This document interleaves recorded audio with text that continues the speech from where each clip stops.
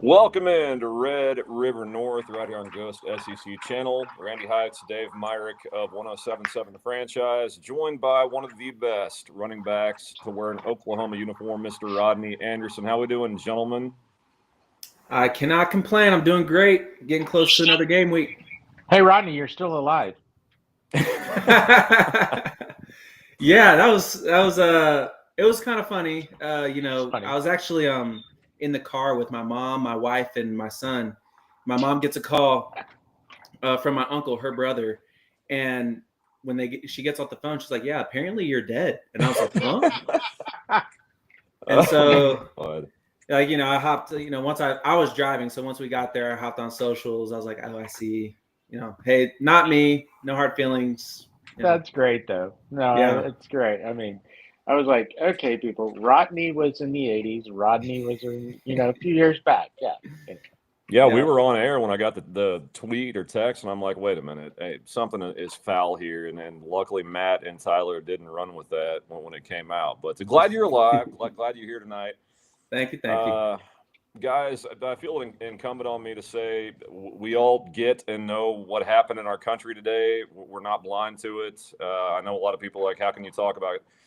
Sports are cathartic to a lot of people. It's where they go to kind of, still have hope and optimism. So that's why we're here to talk football. We're not blind to what happened. It was a horrific deal, but, the world keeps spinning, and we're going to do the best we can to talk about Oklahoma beating Michigan. But you guys have anything you want to add on that? Not really. Rodney? Yeah, I mean, obviously, an incredibly tragic thing. I don't think it really matters what side of the fence you sit on anything. Something like that should never happen. Truly a tragedy. Prayers out to Charlie Kirk and his family, because, I mean, he's leaving behind kids and a wife. So that's tough. Yeah, my condolences for sure. Yeah, rough deal. As I've learned a couple things the last few years, the world just keeps going, and we got a game to talk about. I know all three of us were in Norman for the big one, OU Michigan. Things that kind of stood out, man. I thought Oklahoma on the line of scrimmage really dominated on both sides of the ball. I thought the O-line did a great job in pass pro. The D-line was absolutely dominant. Rodney, kind of give me your thoughts, overall impressions of that game. Yeah, I think the easiest part of the ball to start on is the defense, right? Like BV's defense he's got all of his guys that he recruited. It's a BV team, a BV defense, and they executed perfectly. I mean, there's a young quarterback on the other side of the ball. They took advantage of that. They blitzed him. They did a lot of twists. So it was a lot of fun to see the defense really get after it and be the defensive line that everybody wanted it to be. And then on the offensive side, yeah, they did a great job. I think we finally maybe settled into somewhat of a starting five, or like the five that we're going to see for the foreseeable future. And so that was exciting. Pass pro was great. Run game, there's some things to talk about there, but I think as far as the O-line is concerned, things were all right. Hey, Rodney, you were on a lot of really good teams at Oklahoma. I mean, played in the college playoff and everything. That defensive line, when you look at the way they were pushing Michigan back into their own backfield 2 yards and reestablishing the line of scrimmage. I know you've been around a while now at Oklahoma.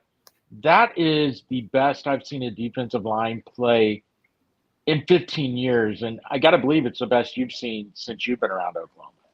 Yeah, I mean, I played with some dogs on the defensive line. I'm thinking like Neville Gallimore, Obo Okoronkwo. Charles Tapper was still a beast when I first showed up as a freshman. But yeah, I would agree with you. I think as a whole, this defensive line they work so well together. You can tell that they understand the scheme and they know how to play with each other and to each other's strengths. And so, yeah, it was a ton of fun to see them really get after it. Rodney, we know the last couple of years really hasn't been easy for Oklahoma. To me, this was kind of an image game, right? You've been one of the most consistent programs in the country for 25 years. coming off a losing season, but you had a chance, I thought, last Saturday to kind of get yourself right back in that spot. Talk about just the overall impression and how bad this game was needed for the program.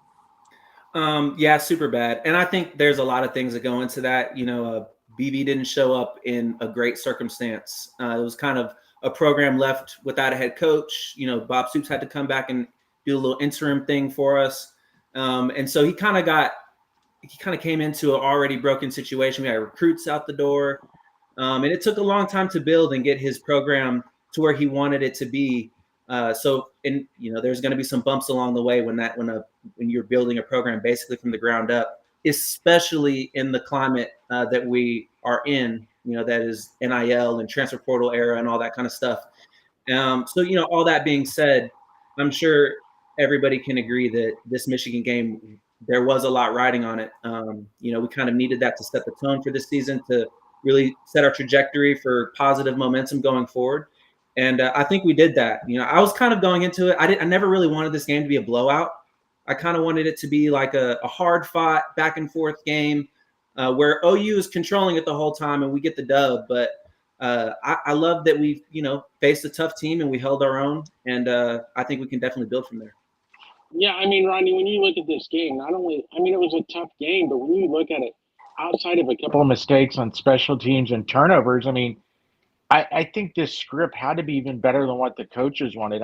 That was a game that, yeah, it's an 11-point game at the end, but you can look back and go, this game could have easily been 17, 21-point victory for Oklahoma. That's how dominant of a performance, and really what a sales pitch when 80 recruits were on the sidelines with family and everything. Yes. That's kind of what you were talking about, what he lost when he first got here.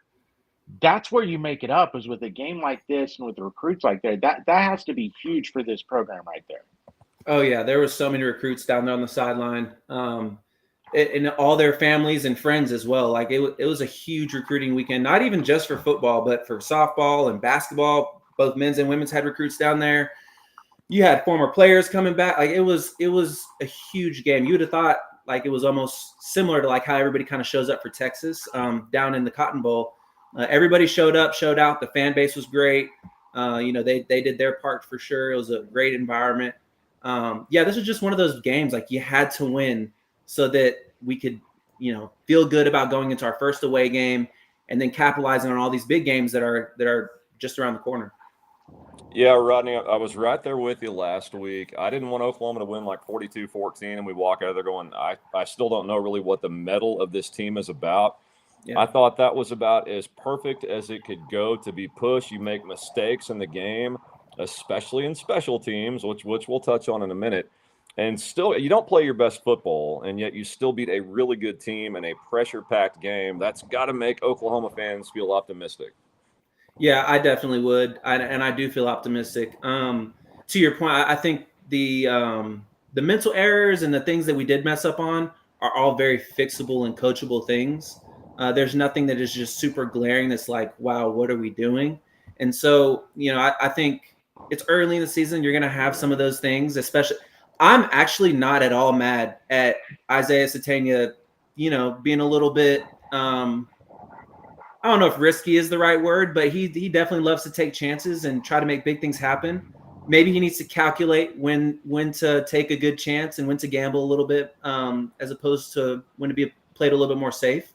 But again, like it's early in the season, that's an easily coachable thing, and so I know that the staff's going to handle it. Rodney, when we look at the head, we always talk about a trap game. I'm not one that feels Temple's a trap game, because how I look at trap games as a team that could actually beat. And I know anyone can beat anyone on any day.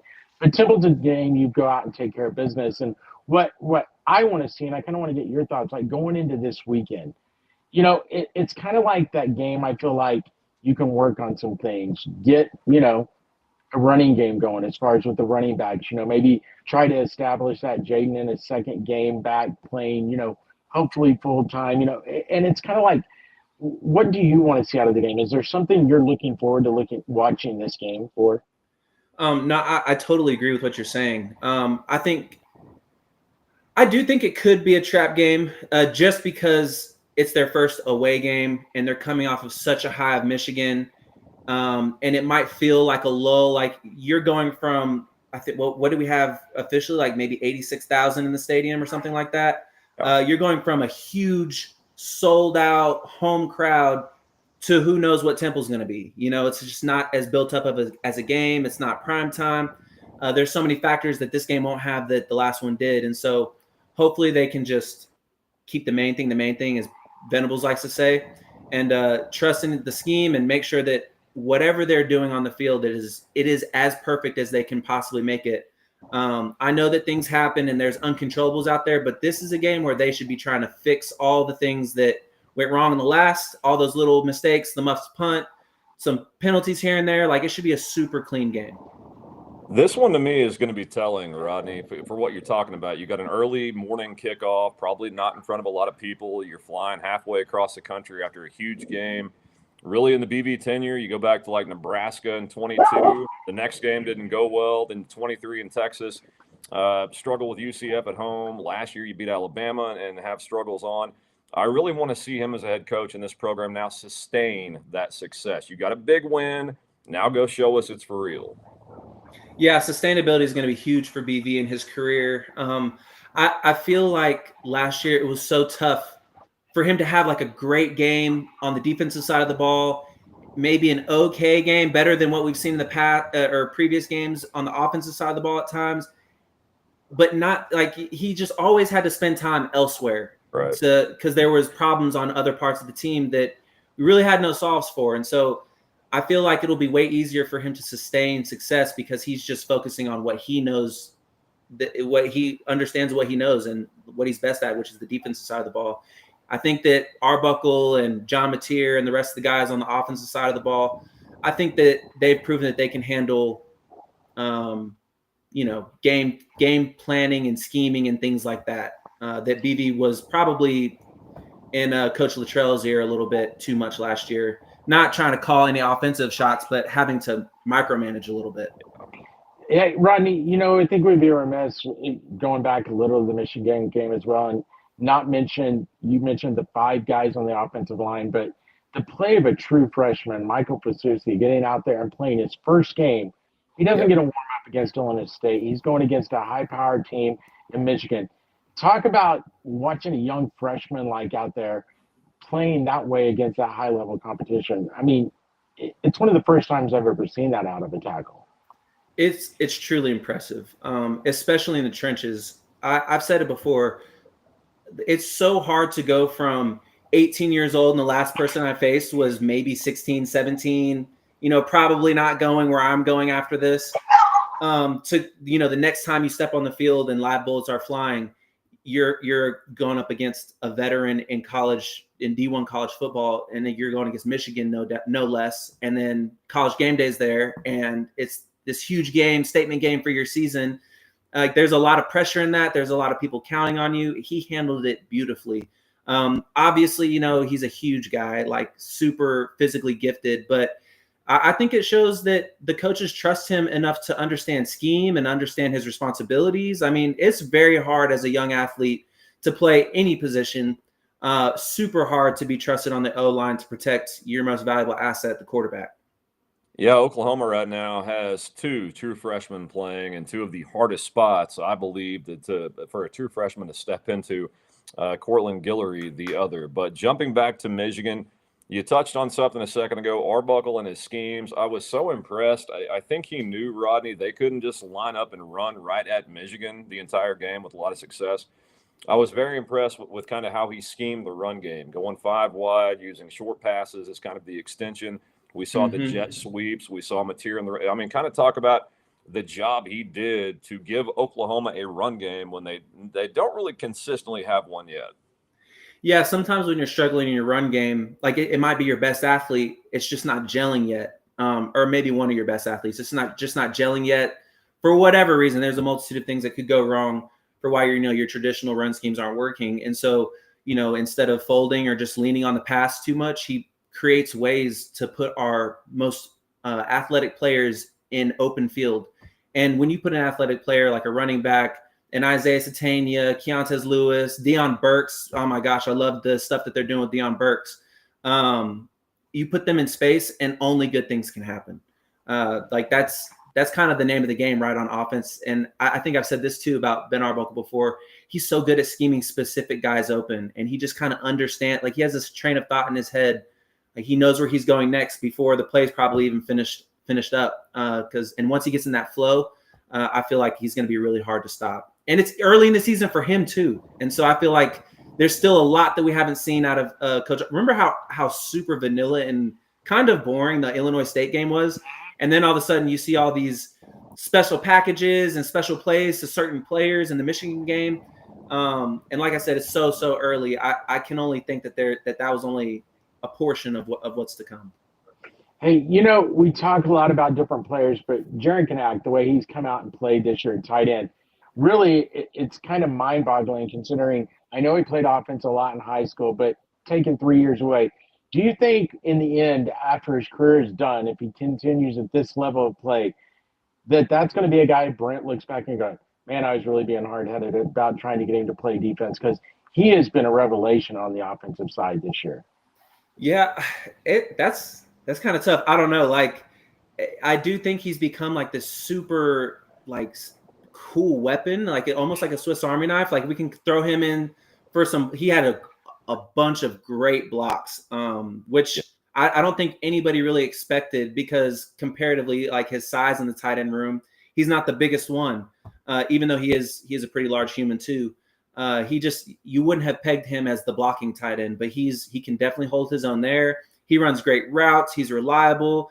I think, maybe the 3 years off of offense, I think is showing in like very, you don't have to worry about him type of ways. He had that first fumble in the Illinois State game after an amazing catch. It's just something that you kind of have to learn on the fly. I mean, he hasn't carried the ball in 3 years. And so you got to remember, keep that thing high and tight. Or I don't know, like I can't even remember what the big, maybe had some drops here and there. Like you just kind of got to get over those little things. If you're a running back, if you're going to handle the ball, if you're a quarterback, you're going to make a mistake. If you're on defense, you're going to miss a tackle. It kind of is what it is. I was in the locker room after a couple of his mistakes. And, Coach Arbuckle was so great with them. Hey, shake it off. You're doing great. Keep going, next play mentality. And that's exactly what he does. And I hope that the team continues to lean on him. Yeah, I love to hear that kind of coaching. I really do. To me, that's so much better than the publicly humiliating guy on the sideline. I've never really got the gist of that. Yeah. We do have some comments coming in, Mr. Random. Thanks for being here tonight. We'd love to see the defense get a few takeaways. Yeah, we'll talk on that. Josh Manning, evening, everyone. The defense hadn't created a turnover yet, but, so what? They're playing outstanding. I don't really think there's been a lot of chances, to be honest. Teams really aren't testing that secondary, because they don't have a lot of time. I didn't think that Bryce Underwood really had any time in the pocket besides designed rollouts, one way to go deep. So is that a concern for you at all at this point with the defense? Absolutely not. I actually believe that I believe that you should practice takeaways and you should practice, creating those turnovers as a defense. But I don't think it should be even a thought whenever you're going into a game. I would much rather have a team that is a sure tackling team and always makes a tackle, always makes the stop or whatever, always turns it over, as opposed to a team that's looking for those opportunities. Like, it's just my personal feeling that if you're a defender and you're running in there and your first thought is, I need to punch this ball out, as a running back, I love that you're thinking that, because you're not going to get this ball, number one. And two, I'm going to break this tackle because you're not focused on it. I fully agree. I think sometimes also it can become a mental thing. And we saw it in Riley's last year when they were all about turnovers. And I felt like it started affecting the defense because mentally they're so worried about a turnover instead of making plays. Yeah, the way this defense has been playing is phenomenal. And, we can talk about players, and I guess the one last thing I really want to talk about BV when it comes to this defense in this unit. I said last year, and Dave and I have done this podcast for a while, and I said in the offseason, as good as the defense was last year, I thought this year would be different and be better. And a lot of people thought I was crazy. And the main reason I feel that way, I feel like they're too deep across the board. That's something we haven't seen at Oklahoma. in a long time on the defensive side. Yeah, do you lose a little when a starter's out? Yeah, but it's not a drastic fall off. And I feel like for the first time in a long time, this defensive unit is at least two deep strong across the board. And in same spots, they're three deep. Yeah, depth is always a plus, especially on the defensive side of the ball. Um, on an Oklahoma team where their offense has gotten a ton better, but they're still working some things out. The defense is just gonna, they're kind of bound to be out there a little bit more than they might want to. And so when you're too deep and you can give your starter a rest or whatever the case may be, it takes a lot of pressure off those starters, allows them to stay fresh. You're not taxing yourself, and then all of a sudden injuries start popping up. It's just so valuable to have that depth. Yeah, we talked a lot about the positives of Michigan. Now I've got to touch on the negative because there were a couple things to look at. I said Arbuckle schemed ways to run the football because right now Oklahoma is having trouble just lining up and running the football. Do you think that's more of a had to find the five on the O-line to gel to get that chemistry? You think it's still trying to find the right guy at running back? What the hell's going on with Jaden Knott? I mean, where's your mind at with that? For a few weeks now, it feels like forever. For a long time, I've been kind of racking my brain, like, what is the problem? Like, why isn't Jade not in there? And I've kind of just decided to forget about that. Like, I don't care. I kind of what I loved was about the Michigan game. They at least had some type of rotation early on, and I believe they stuck with it for most of the time. Like, what I mean is a couple of series to the starter, and then you have a rotating back that comes in for a series. I don't know why Jade Knott's not playing. At the end of the day, he was kind of like I'm really high on this guy, and I really want to see him play. I'm excited. Yeah. But now I don't really care. I want a running back that's going to have some success and rip a lot of runs. And to me, I feel like a standout back that's made a name for himself is Torrey Blaylock. I also feel like Javonte Barnes had a few runs in there. It's the thing with him though that I want him to be so good, so bad, and I want him to just rip all these long runs because he looks the part. He just hasn't figured out how to get there yet into breaking out those super long runs. But it's maybe it's frustrating because I know he can do it. It's just what is it? I don't think it's the line. I'm not going to blame the offensive line. I feel like we've had holes in certain plays and maybe not in other plays, but at the same time, this is Oklahoma. You got to figure out how to get those yards. Yeah, I'm kind of with you on that. I feel like the line. I watched the Illinois State game, and I'm like, there were times wide open holes, and just to your point on Barnes, just took the wrong spot, went outside instead of through the gap, and stuff like that. So yeah, I'm kind of with you on that. What I'm really intrigued to see is how they handle the running backs this week because I feel like it's going to be one of those things where do they start to establish whether it's Ott, whether it's Blaylock, whether it's Robinson, who we didn't see last week. I mean, who steps in there? Now, I do think one thing, and you may even have thoughts on this. Taylor Tatum's another guy we haven't seen much. The good news was he suited up and went stretching last week, whereas we all know BV's got a system, it seems like, when guys are coming back from an injury. Sweats one game, suit up and stretch the next game. So maybe either Temple or Auburn, we start seeing Tatum. So I don't know if adding another back in there helps or if it just adds more to the problem because you got more guys. I mean, it's going to be really interesting to see how they do it this week.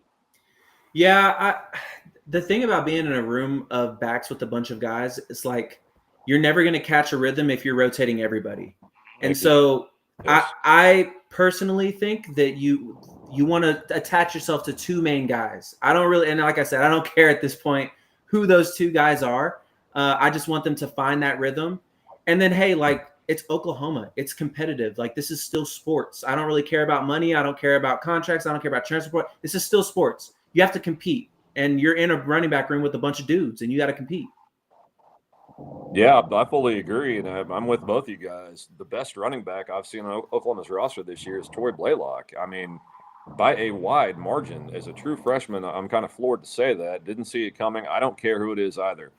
But if Oklahoma spent all this money to go out and get a guy to win games this year, it's kind of dumbfounding why we aren't seeing that. But Maybe Barnes, maybe Blaylock. Robinson not playing last week, kind of weird. I never heard if he was dinged up or what, but I guess the more the merrier, and a very talented, very crowded backfield for Oklahoma. Yeah, I kind of feel like I don't know, like maybe it's just how I was kind of raised and how I came up through the ranks and stuff. Like when I was being recruited, I'm looking at running back rooms like Coach Gundy's Joe Mixon and Samaje Perine, Alex Ross, Daniel Brooks. Yeah. I'm looking at an Alabama room that's stacked like 7 or 8 deep. Like I'm walking into these rooms as a recruit, and I'm like, hey, if I want to be the one that's out there, I have to get into these rooms. Number one, and number two, I've got to compete and beat these guys. And if I'm not playing, it's because I'm not beating these guys. And so then the question becomes like, all right, how do I climb those ranks? How do I beat these guys? And it starts with in the film room. You got to know your responsibilities, and then you just have to go out and ball. I mean, I learned so much in the running back room from Samaje Perine and Joe Mixon. Like, granted, I was hurt my freshman year. Even if I had played my whole freshman year, it probably would have been very special teams heavy. And so I would have just spent the whole year like I did, just watching those guys, asking them questions. Just because you're not playing doesn't mean that the world is over and you'll never have a football career. That's when the competitiveness should start.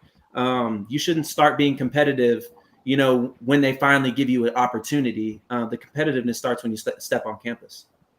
No doubt. And then, I mean, we won't get into it, but sometimes I feel like that's a little bit of a problem with it. Not NIL as much as the open transfer, no penalty. Back when you were playing, Rodney, at first, if you wanted to transfer out, you had to really think, do I want to go somewhere and set out a year? Now, it's a little easier for guys to go, well, I can go there and start immediately, and I don't have to set out, And so I think that does, to your point, take away some of that for some guys, the learning process. And it's going to be interesting how we navigate that in college football over the next few years. Yeah, I'm actually kind of glad that you brought it up because I feel like I might have the solve for NIL. Let's hear it. And I've been saying it since I took the job in NIL 3 years ago. I kind of feel like if you just revert back to the old transfer portal rules, it fixes everything, every single thing. Yeah. Like, why would you transfer a year to sit out? Number one, that's the player's perspective. And then for the university and coach's perspective, why would I pay this guy just to sit on the bench for a year? Yep. And so now all of a sudden you're not recruiting with all these dollars and who's got the best donors and whatnot. You're having to make a calculated choice. Is this the best thing for me, or do I need to sit in here and figure it out? And, that's my 2 cents. Maybe it doesn't fix everything, but I feel like I don't really understand why we opened it up like that. Because really, I think a thing that people don't talk about is the transfer portal purgatory. Like there are thousands and thousands of athletes that enter the transfer portal and end up with zero home. They don't go to another university. And in some cases, it ends their college career, academic and sports, because they can't land another school.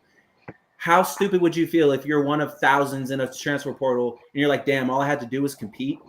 And think about it. We think it's bad in football, but you look at other sports like basketball. Heck, but Dave and I are big college baseball guys. I remember when the portal opened for college baseball, within 3 days, there were 3,000 kids in the portal.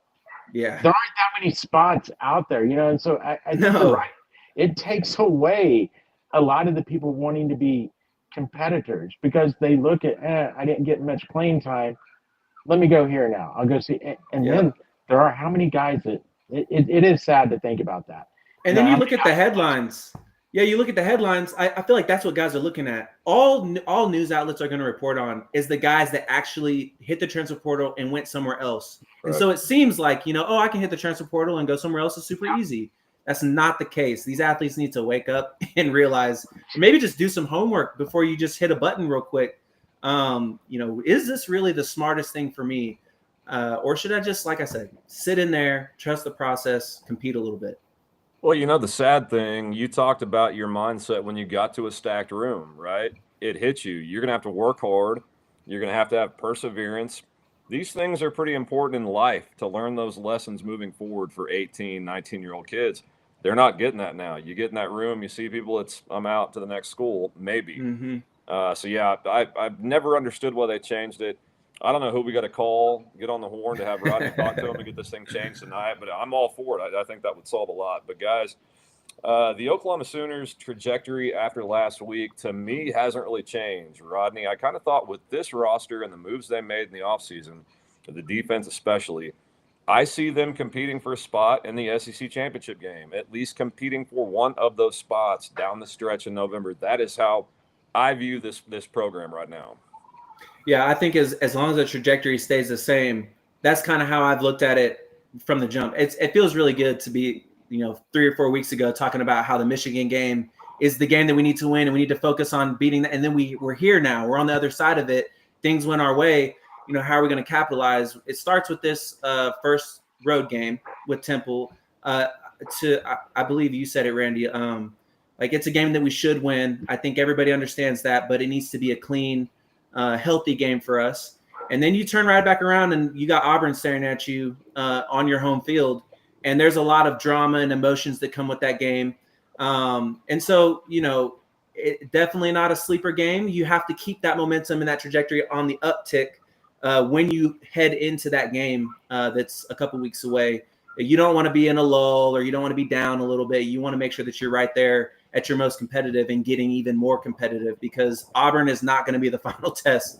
Then you got Kent State or a bye week or something. And then we're into the stretch of just a bunch of, you got Texas and LSU and South Carolina. I mean, these are going to be some tough games down the stretch. We're going to need that positive momentum all the way through. Dave talked about playoff, and I think they are one of those teams that's going to be in that conversation come late November.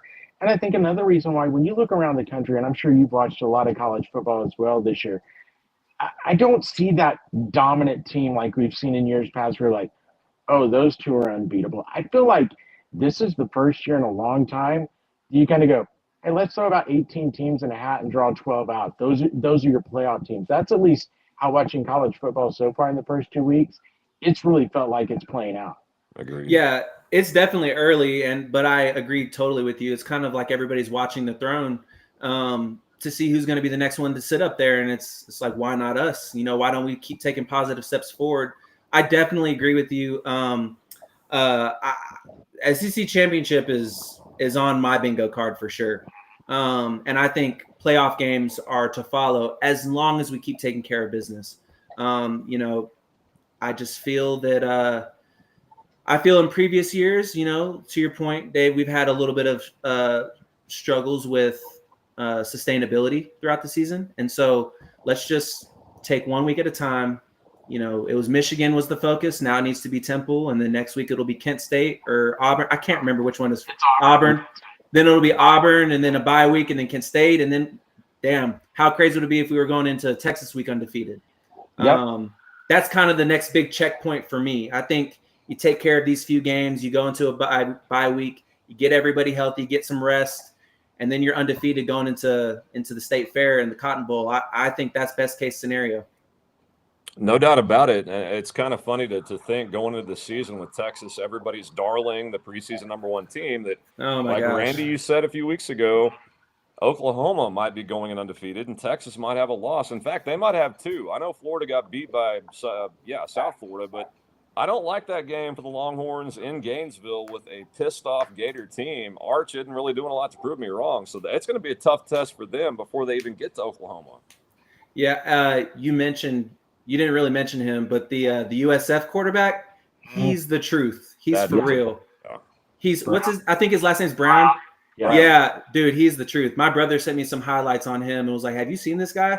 And I hadn't until he sent me those highlights. And boy, he might be one of my favorite players in college football right now.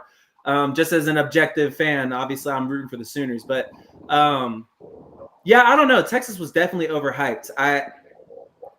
They just seem to always have this fantasy in their head where it's like, oh, we're always good no matter what the circumstance, no matter what season.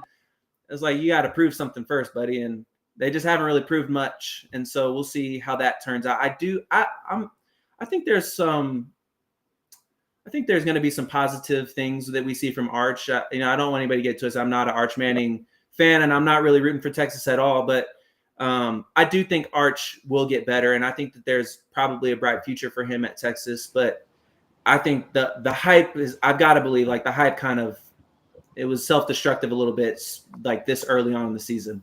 Well, I think it proves a lot with a young quarterback. I mean, that's the reason I picked Ohio State to win game one. Kind of one of the reasons I thought Oklahoma would win Michigan. A young quarterback going on the road, a young quarterback with this much pressure. I'm not saying they can't eventually handle it, but I mean, day one, you jump in the deep end of the pool, and sometimes when it doesn't work out, it takes them a little while to get that confidence back. And you saw some of it come back last week, but it's San Jose State, and they're going to start ticking up competition as they move on. They got UTEP, who's a little better this week, and then Florida, and that's kind of the thing. Plus, I don't know if you saw Sark's quote, can he not poop himself on the field, evidently? Did you guys see that quote? Yeah, I saw it. Yeah. Sark says some crazy things sometimes. I know, I'm like, Sark, what are you trying to say? It's like, yeah. If I'm Arch, I'm over there going, Coach, no, please don't say that. Stop, please. I've got a question for you guys. I kind of feel like young quarterbacks, like straight out of high school, like they're being overly fantasized. Yep. And not everybody is a Jalen Hurts. Not everybody is a my boy Brown from USF. Like, not everybody is that guy. Like, you can be a good quarterback, no doubt. But I think it's like any other position. There's development that has to happen. I get it. His last name's Manning. Even the Michigan quarterback, he's gonna be a great talent. But why everybody is holding these high schoolers at such on such a pedestal before they've even done anything is bewildering to me. Like, I don't get it. And it's not fair to them. It's not fair to Bryce Underwood. It wasn't fair to Arch Manning, to be honest with you. He never asked for it, but that's what he got. And I feel for these kids, but look, it's what happens when you have millions of dollars attached to your name. People get an expectation that you're going to be worth that your first game playing college football. We know better. I mean, people should have known what to look for or not have with Bryce Underwood in Norman for his first collegiate road start. That is exactly what a true freshman looks like. I don't care what their name is or what their grade was out of high school. The expectations we put on these guys are not fair. They're not realistic. But I don't see it going away anytime soon now that they're paid. Yeah, that is a fair point. I mean, but at the same, I don't know, because like that's kind of why, like, the whole point why we hired Jim Nagy. Like, yeah, we're still going to recruit out of high school, but with the transfer portal being this wide open and it being a little bit more pro style, like, we're going to have to go get some guys that are experienced and can play right now. And so that might devalue the high school recruit a little bit, but honestly, kind of rightfully so, because why would I ever pay it? I've never understood ever in my life. I don't think I ever will understand why you pay anybody 6 figures, let alone 7 figures, straight out of high school to come play for you. Like, you haven't done anything at all. And what unfair, to your point, Dave, what unfair pressure to put on somebody that you've only met in person a handful of times. And so it's just, I don't know. That's always been weird to me how these high schoolers are on such a pedestal. I think you're right. It probably is because of the money attached to it. Like, it's a perceived value that comes with that. But I wish we get away from that because it's kind of dumb. Right. Well, and that's why I think what Oklahoma's doing right now with Hawkins is great. I mean, let's say Mateer has the year of his life and decides, you know what? I had fun at Oklahoma. I'm going on. Oklahoma's set in a good spot right now with Hawkins coming in because they're not going to have that young freshman quarterback. And it's really weird to see some of the powers, whether it's Alabama with a young guy, Ohio State, Michigan, Texas, and I'll give Texas a little slack because Archie's been there a couple of years, but the other teams that are going with a first-year guy just going, hey, go for it. You're a freshman. Go out there and win us some games. It's amazing what the portal the way it is.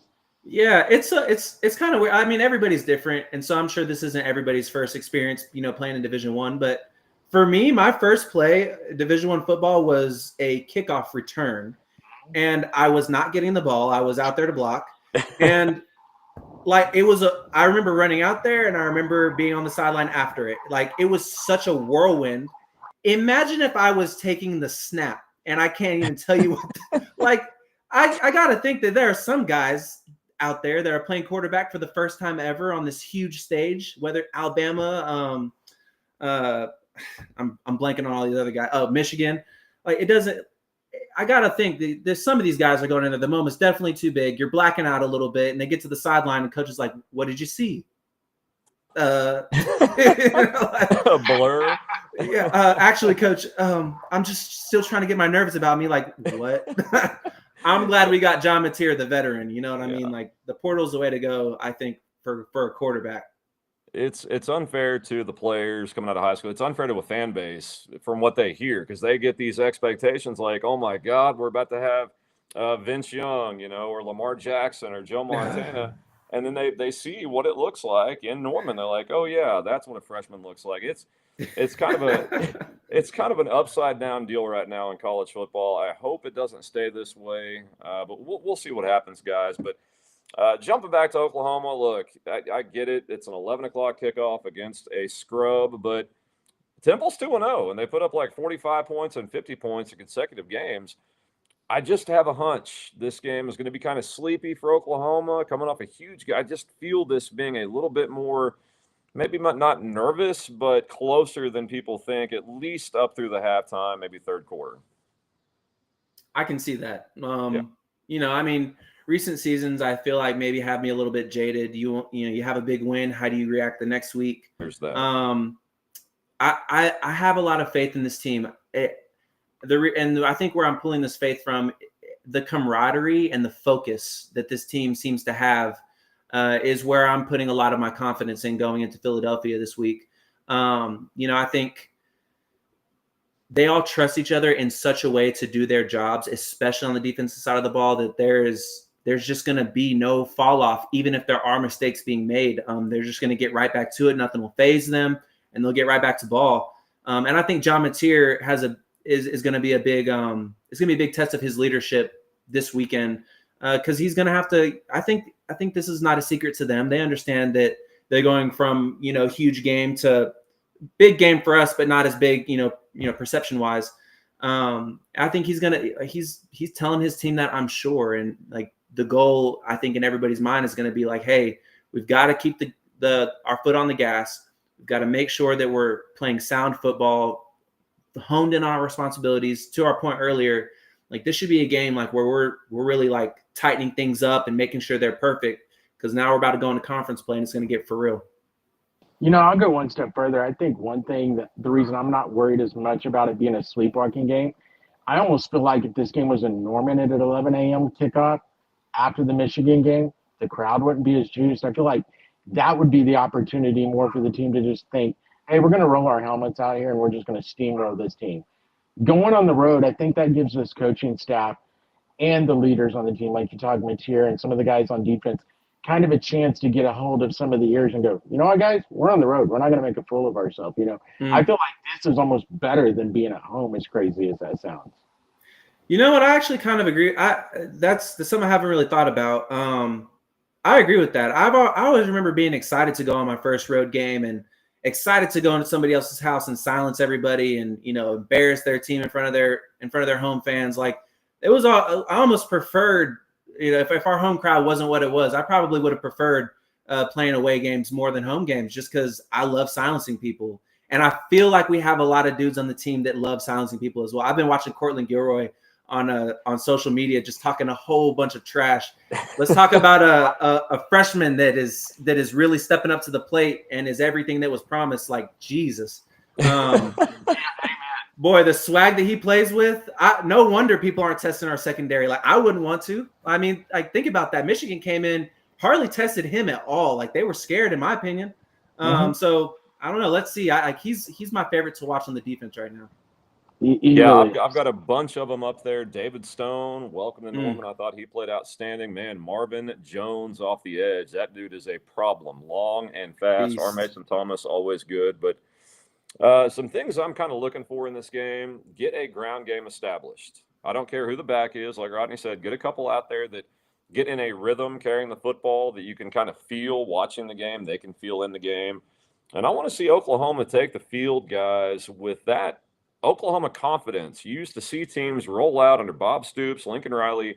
There was just a presence when they took the field that they were going to win the game. That's kind of been lacking the last few years. I want to see them get that back this weekend. Yeah, I can tell you that we definitely thought we was winning every game that we stepped on the field, under those two coaches.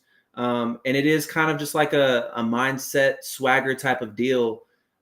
But it can't just be senseless swagger for the camera. You know, I Right. feel like there's a lot of that going on. I think I'm not saying that's OU. I think we've got a really good handle on things as a team. But I see that a ton is just like all this hooping and hollering and like, all right, your play better back it up. And I'm just glad that we're actually backing it up. Yeah, no, Rodney, I think that's something that has been different about this team. I feel like even a couple of years under Brent, they've had that swagger that you mentioned, where it's not really backing it up. And that's what you see different. And part of that is, I'll say it, I thought 2 years ago when Dylan was healthy the full time, they had some of that, and rightfully so. The defense felt like, you know what, we have an offense that can do stuff and can, back us up. And this is the first time under Brent's tenure where I think they've got that swagger a little, because each side of the ball feels like, hey, if we let something go, they're going to make it up for us, and vice versa. And that's kind of what's so neat so far through 2 games at least about watching this team play, because they got each other's backs. It's not offense versus defense. Like, even the last year of Lincoln's year, I thought it was kind of that way, and the first year of Brent was that way. Yeah, that's that, classic complementary football, right? Offense has got to score points, and give the defense some rests and put together like really methodical, good drives with a lot of scheme. Defense has got to go out there, create turnovers, and make sure that the offense gets a break as well. I would love to see special teams tied to. I really feel like we could have a very elite special teams unit this year, which, in my opinion, is one of the most underrated things that a team that can be added to a team is special teams.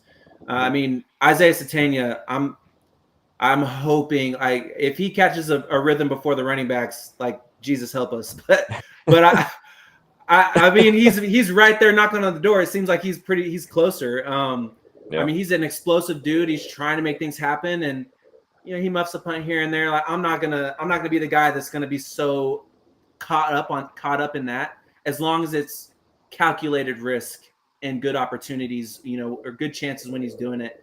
If it's later in the game and it's kind of close, we're trying to control it, do the smart thing, and that's the coaching right there. But dude, special teams can be a huge help to us this year, and I think it will be. People so underestimate the value of special teams. I tried preaching it last week. You remember, like, Marvin Mims would take a punt and flip the field position, and people really didn't talk about it, but it was a huge deal in the games. Yeah. Having a consistent field goal kicker. I know Sandel missed a field goal. I still like him kicking the ball. I thought punting was outstanding. Sam Emosigo, I felt bad for the guy. The view I had, he was literally trying to, like, hold the punter up like putting a baby down in a crib. And they still called it, but I like the aggression. I think you're right. They're right. He's right there about to block it. Satania has been close a couple times to busting one, a really big return. So I think it can be an elite unit, but you just said it. Late in the game, stuff on the line, you cannot have those type of mistakes. Yeah, 100%. Another person that, like, I think to prove your point, that came up in the ranks through special teams, Jaron Canick. I mean, that's a guy that, he's kind of behind Danny Stutzman, is fighting for playing time with Kip Lewis and all these other great linebackers. He just kept his head down, kept working and contributing where he could, which was special teams, and he was creating turnovers and he was scoring touchdowns. Next thing you know, he has a contributing role, a heavily contributing role on the offensive side of the ball. That special teams unit is so underrated, so slept on, even in the league. Like, dude, if you're not number one or number two, you're on special teams and you're glad to be there, because if you're not there, you're cut. And so, figure out, like, all the college kids that may or may not see this, like, figure out that love for special teams early, because you're going to need it at some point in your career. Hey, I know we're getting close to the end of the show here and everything, but Rodney, what I wanted to ask you about is, because we've gone through 2 games and maybe they didn't quite blow Illinois State out in game 1, the way people thought.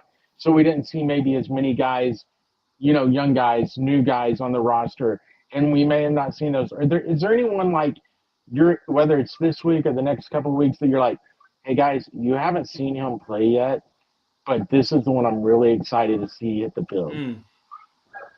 Oh man, that's a good question. I think Jermichael Carter is one of those guys. It's kind of, I feel like that's kind of a weird answer for me, because I like, No, I get it now. our wide receiver room is doing great. So why would you change things up? But I mean, I can only imagine that guys will need breaks and rest and stuff.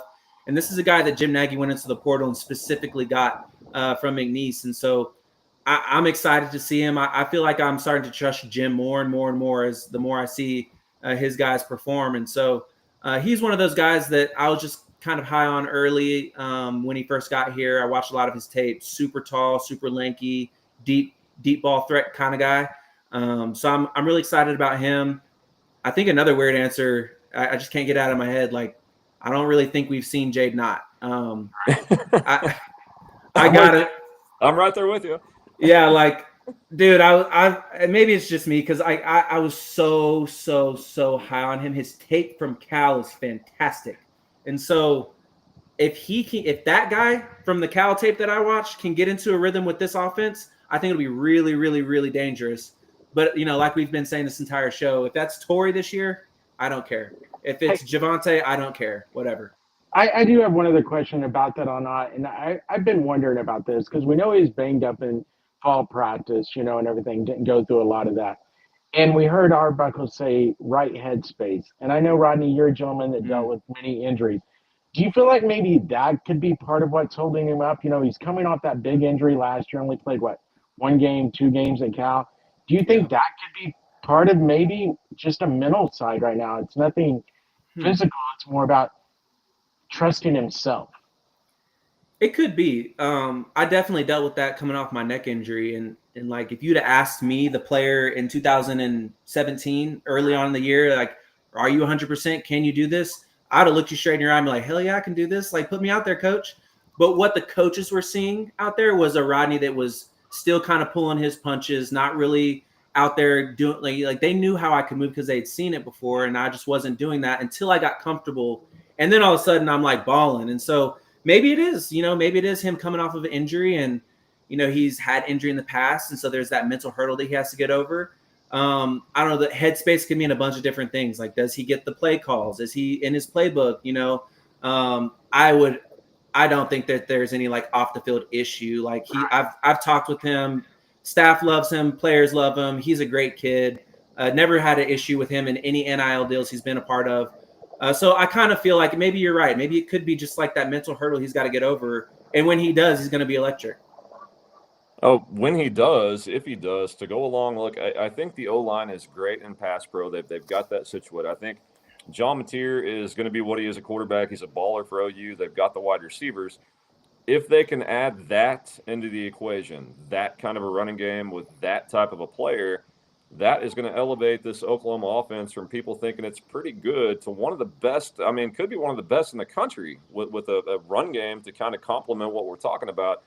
To me, it's vital. Again, if it's not Ott, whatever, Blaylock, Robinson, whoever, but if they can add that element, I think that's what everybody sees. I could not agree with you more. I mean, think about the offense we saw last week against Michigan. They were scheming dudes open with no run game. Imagine if they had a solid dude in there that was commanding the rushing yards. Man, that is a scary Oklahoma team to think about. You're getting hit from all angles. Man, if we can get a run game established, yeah, I'm doubling down on my national championship statements for sure. You got any eligibility left? I mean, you can't just walk over and hop on the field if you do. No. Technically, I think I do have one more. I think maybe one more year of college eligibility. Oh, let's go. However, that page has turned. That chapter is over. That book is closed. It is on the shelf. My knees don't got any more eligibility, if anything. So I'm very happy with where I'm at. But I'll leave all that to DeMarco and his guys. Hey, Rodney, Dave, I think we're up against it, right? We pretty much got to wrap up here in a minute. Yeah. I was going to ask you then before we go, because I know you work with Sooner Sports Properties, Learfield, who we're partners with, and you guys have now taken over One Oklahoma. And just kind of what has changed and what can people do and how do they get involved with that with you guys? Yeah, no, I appreciate you for asking. Sooner Sports Properties, the traditional multimedia rights holders for the University of Oklahoma. We just acquired our collective like a month ago. It was a huge undertaking, but it made all of the sense in the world for us to take them in-house. We have all of the access. We have all of the athletes that we could ever use through those channels. And all fans have to do to be a part of it is go to oneoklahoma.com, like the number one Oklahoma.com, and subscribe, and you get access to a whole bunch of different content, a whole bunch of pieces that Caleb King Kelly and myself do. We host a Double Take podcast on all platforms under the One Oklahoma channel. We're hosting events, tailgates, special access, behind the scene experiences. And you only get to be a part of those special things and exclusive access moments if you're a subscribing member of One Oklahoma. And so it really is. We're building it out right, kind of how a collective probably should have always been from the jump. We're not just pulling together a bunch of money to just throw it at whatever high school athlete that we think is going to be the next Jesus. We're being strategic with that money. And we're going out and building up good football teams, good softball teams. Like it's going to benefit the entire athletics program.